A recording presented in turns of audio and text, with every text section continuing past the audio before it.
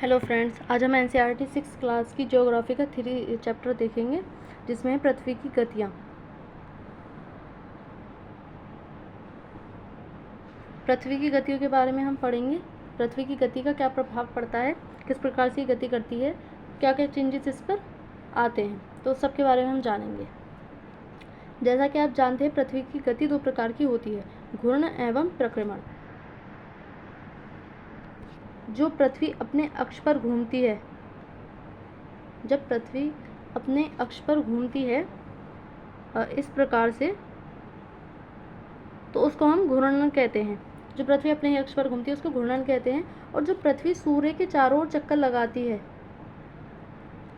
तो उसको हम परिक्रमण कहते हैं। तो पृथ्वी 2 प्रकार की गतियाँ करती है, घूर्णन और प्रक्रमण।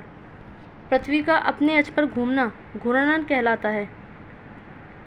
सूर्य के चारों ओर एक स्थिर कक्षा में पृथ्वी की गति को प्रक्रमण कहते हैं। पृथ्वी का अक्ष एक काल्पनिक रेखा है। हमने बताया था कि पृथ्वी जो है जिसके उसके अक्ष हैं, जिस पर वो झुकी हुई है, तो उसको हम अक्ष कहते हैं, लेकिन वो एक काल्पनिक रेखा होती है, ना कि वास्तव में कोई रेखा है। उसको माप तोल के लिए हमने एक काल्पनिक रेखा के रूप में मानते हैं, जो इसके कक्षीय सतह से 66.5 डिग्री का कोण बनाती है। मैंने बताया था कि पृथ्वी 23.5 पर झुकी हुई है, 23.5 पर, और 66.5 जो दूसरा उसका कोण बनता है वो 66.5 का बनता है। इसीलिए हम 66.5 और 23.5 को मापते हैं रेखाओं को। वह समतल जो कक्ष के द्वारा बनाया जाता है उसे कक्षीय समतल कहते हैं।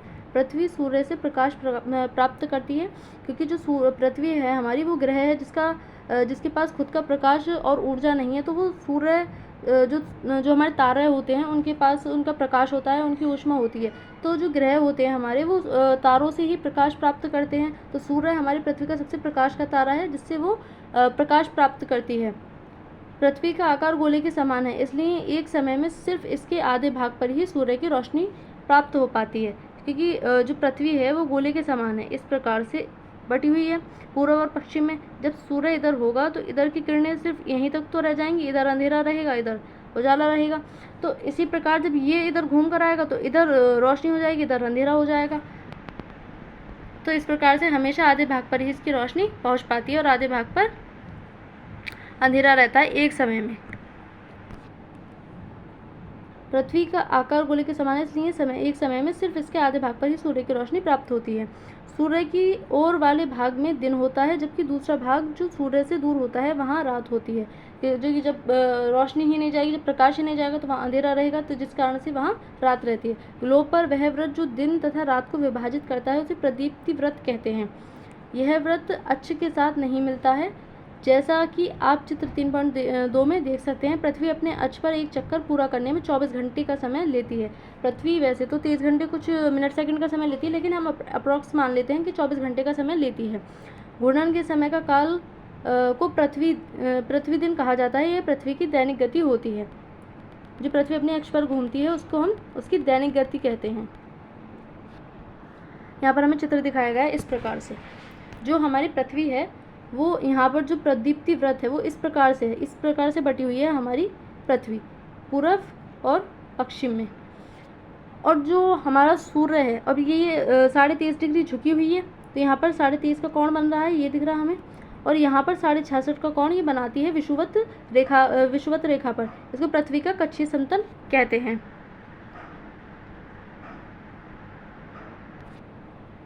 और ये जो हमारी पृथ्वी झुकी हुई है, तो सूर्य के आगे वाले भाग पर ही रोशनी रहेगी, क्योंकि सूर्य के आगे वाले भाग पर ही इसका प्रकाश जा रहा है। पीछे वाला भाग अंधेरे में है, यानी कि यहाँ पर रात रहेगी। जब ये घूम कर इधर आएगा तो यहाँ दिन निकल जाएगा और यहाँ रात हो जाएगी जब ये पीछे चला जाएगा। तो हमेशा आधे भाग पर ही एक समय पर दिन रहता है और आधे भाग पर रात होती है।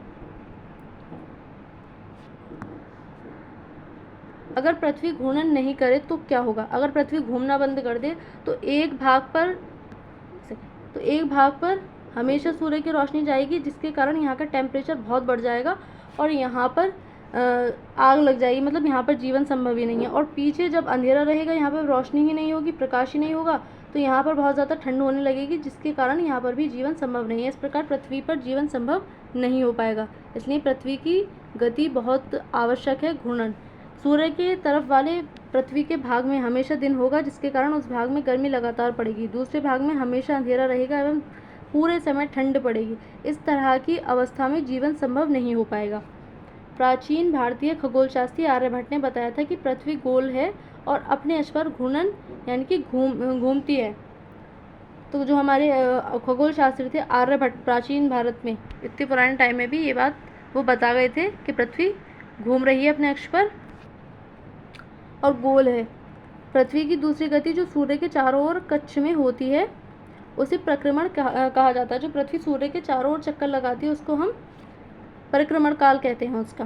पृथ्वी एक वर्षीय 365 से ही 1/4 दिन में सूर्य का एक चक्कर लगाती है। यानी कि जो हमारी पृथ्वी है वो सूर्य का जो पूरा चक्कर लगाती है, पूरी कक्षा में जो अपने घूमती है, तो वो 365 दिन में लगा पाती है। हालांकि 365 दिन और 6 घंटे का समय लेती है, लेकिन 6 घंटे हम एक साथ में जोड़ते नहीं हैं, तो इनको 4 साल बाद जोड़ते हैं।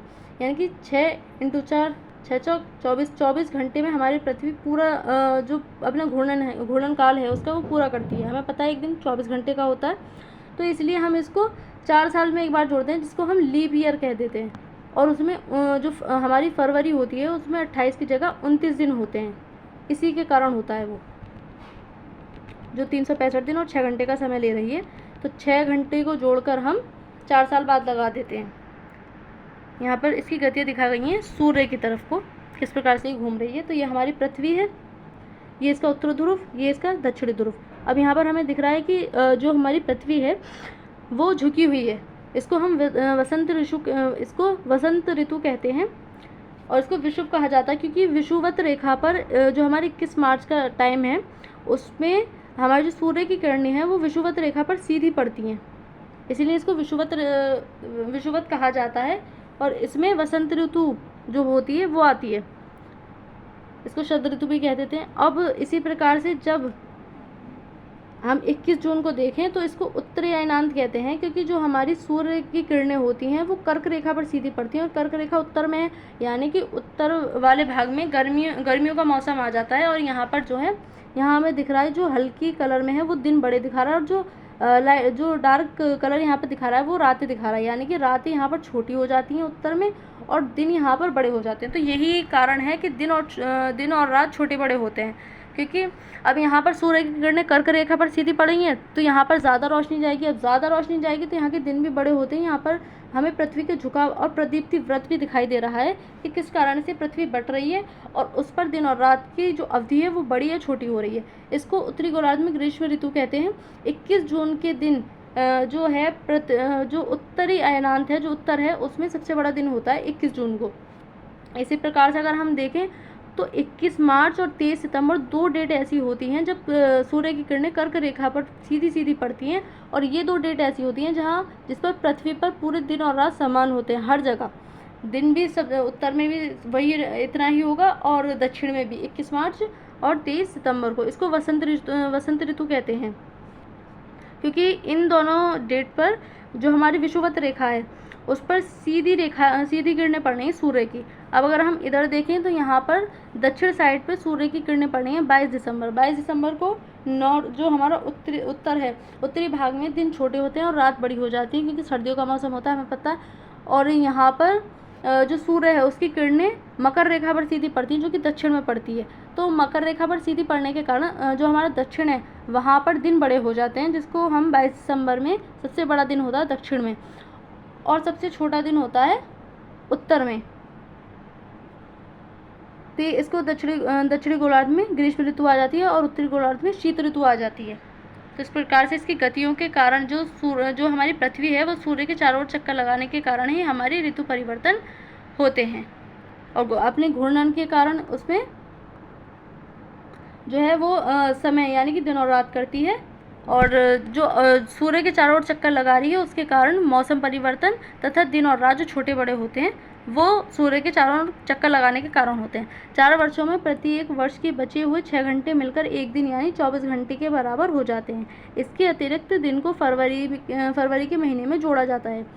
इस प्रकार प्रत्येक चौथे वर्ष फरवरी माह 28 के बदले 29 दिन का होता है। जिस प्रकार से अभी मैंने कहा था कि हम हर बार 365 में 6 घंटे नहीं जोड़ते हैं, हम एक साथ 4 साल में 6 घंटे जोड़कर 24 घंटे बनाकर एक दिन बढ़ा देते हैं, और जब हमारे ये जुड़ जाते हैं तो उसको हम 365 दिन की जगह 366 दिन उस साल में हम बनाते हैं, उसको हम लीप वर्ष कहते हैं, लीप ईयर। इसमें फरवरी के 28 दिनों में से 29 दिन हो जाते हैं, एक दिन और बढ़ा देते हैं फरवरी में।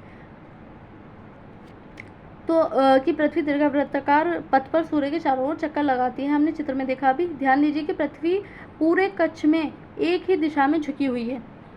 सामान्यतः एक वर्ष को गर्मी, सर्दी, वसंत एवं शरद ऋतुओं में बांटा जा सकता है। जो हमारा वर्ष होता है उसको हम 4 ऋतुओं में बांटते हैं, गर्मी में, सर्दी में, वसंत में और शरद ऋतु में। ऋतुओं में परिवर्तन सूर्य के चारों ओर पृथ्वी की स्थिति में परिवर्तन के कारण होता है। जो पृथ्वी हमारे सूर्य के चारों ओर चक्कर लगाती है उसके कारण हमारी जो हमारी ऋतु होती हैं, जो हमारा मौसम होता है उसमें चेंज आता है। सूर्य की किरणें कर्क रेखा पर सीधी पड़ती हैं। 21 जून को उत्तरी गोलार्ध सूर्य की तरफ झुका होता है। सूर्य की किरणें कर्क रेखा पर सीधी पड़ती हैं, इसके परिणाम स्वरूप इन क्षेत्रों में ऊष्मा अधिक होती है। क्या हमने देखा कि जब 21 जून की डेट आती है तो उस पर जो कर्क रेखा है उस पर सूर्य की किरणें सीधी पड़ती हैं, जिसके कारण वहाँ जो हमारा उत्तर ध्रुव है, उत्तरी गोलार्ध है, उसमें सूर्य की किरणें सीधी पड़ने के कारण ऊष्मा अधिक प्राप्त होती है। वहाँ ग्रीष्म ऋतु आती है। ध्रुवों के पास वाले क्षेत्रों में कम ऊष्मा प्राप्त होती है क्योंकि वहाँ सूर्य की किरणें तिरछी पड़ती हैं। उत्तर ध्रुव सूर्य की तरफ झुका होता है तथा उत्तरी ध्रुव रेखा के बाद वाले भागों पर लगभग 6 महीने तक लगातार दिन रहता है, और इसी प्रकार 6 महीने तक लगातार रात रहती है। क्योंकि उत्तरी गोलार्ध के बहुत बड़े भाग में सूर्य की रोशनी प्राप्त होती है, इसलिए विषुवत व्रत के उत्तरी भाग में गर्मी का मौसम होता है। 21 जून को इन क्षेत्रों में सबसे लंबा दिन तथा सबसे छोटी रात होती है। पृथ्वी की इस अवस्था को उत्तरायणांत कहते हैं, क्योंकि उत्तर में सूर्य की किरणें सीधी पड़ रही हैं इसलिए उसको उत्तर अयनांत कहते हैं। 22 दिसंबर को दक्षिण ध्रुव के सूर्य की ओर झुके होने के कारण मकर रेखा पर सूर्य की किरणें सीधी पड़ती हैं। चूँकि सूर्य की किरणें मकर रेखा पर लंबवत पड़ती हैं इसलिए दक्षिणी गोलार्ध के बहुत बड़े भाग में प्रकाश प्राप्त होता है। इसलिए दक्षिणी गोलार्ध में लंबे दिन तथा छोटी रातें होती हैं। जब उत्तर में सर्दी होती है तो दक्षिण में गर्मी होती है, जब दक्षिण में गर्मी होती है तो उत्तर में सर्दी होती है, क्योंकि सूर्य की किरणें अलग अलग रेखाओं पर अलग अलग समय में अलग पड़ती हैं। सूर्य की किरणें मकर रेखा पर लंबवत पड़ती हैं इसलिए दक्षिणी गोलार्ध के बहुत बड़े भाग में प्रकाश प्राप्त होता है। इसलिए दक्षिणी गोलार्ध में लंबे दिन तथा छोटी रातों वाली ग्रीष्म ऋतु होती है। इसके ठीक विपरीत स्थिति उत्तरी गोलार्ध में होती है, यानी कि उसका उल्टा होता है। उत्तरी गोलार्ध में जब वहाँ सर्दी पड़ेगी तो हमारे यहाँ गर्मी होगी। पृथ्वी की इस अवस्था को दक्षिण अयनांत कहते हैं, क्योंकि सूर्य की किरणें दक्षिणी रेखा पर यानी कि मकर रेखा पर सीधी पड़ रही हैं, दक्षिण में सीधी पड़ रही हैं, तो वहाँ उसको हम दक्षिणायनांत कहा जाता है। क्या आप जानते हैं कि ऑस्ट्रेलिया में ग्रीष्म ऋतु में क्रिसमस का पर्व मनाया जाता है? क्योंकि हमारे यहाँ 25 दिसंबर को ही मनाया जाता है वर्ल्ड में, लेकिन वहाँ उस टाइम पर ग्रीष्म ऋतु होती है, गर्मियाँ होती हैं। 21 मार्च एवं 23 सितंबर को सूर्य की किरणें विषुवत व्रत पर सीधी पड़ती हैं। इस अवस्था में कोई भी ध्रुव सूर्य की ओर झुका नहीं होता है, इसलिए पूरी पृथ्वी पर रात एवं दिन बराबर होते हैं। इसे विषुवत कहा जाता है। क्योंकि ये जो दो डेट हैं 21 मार्च और 23 सितंबर, इस पर विषुवत रेखा जो हमारी पृथ्वी को उत्तर और दक्षिण में बांटती है उस पर सीधी किरणें पड़ती हैं सूर्य की। इस कारण से जो हमारा उत्तर और दक्षिण है उसमें दिन और रात की अवधि समान होती है। 23 सितंबर को उत्तरी गोलार्ध में शरद ऋतु होती है, जबकि दक्षिण गोलार्ध में वसंत ऋतु होती है। 21 मार्च को स्थिति इसके विपरीत होती है, जब उत्तरी गोलार्ध में वसंत ऋतु तथा दक्षिणी गोलार्ध में शरद ऋतु होती है। इस प्रकार स्पष्ट है कि पृथ्वी के घूर्णन एवं परिक्रमण के कारण दिन एवं रात तथा ऋतुओं में परिवर्तन होता है।